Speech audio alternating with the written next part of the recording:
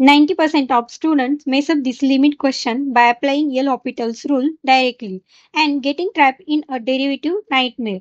Want to solve this tricky calculus problem in under 2 minutes without getting lost in math?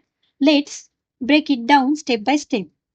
Notice the numerator x square sin square x. If we divide numerator by x to the power 4, this simplifies numerator directly into sin x by x to the bracket to the power 2. Also, to balance equation, it is required to divide numerator by x to the power 4.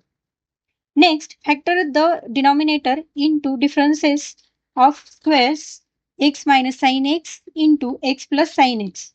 Notice how we can split x to the power 4 into x cube into x. Now we will recall the power of Taylor series.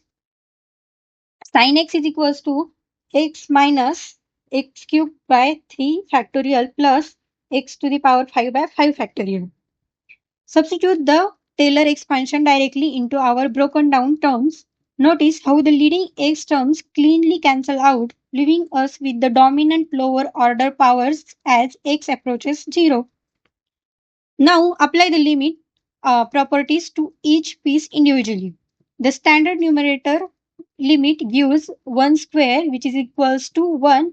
The first part of the denominator evaluates to 1 by 3 factorial, which is equals to 1 by 6. And the second part evaluates to 1 plus 1, which is equals to 2. Multiply the denominator together. 1 by 6 into 2 is equals to 1 by 3.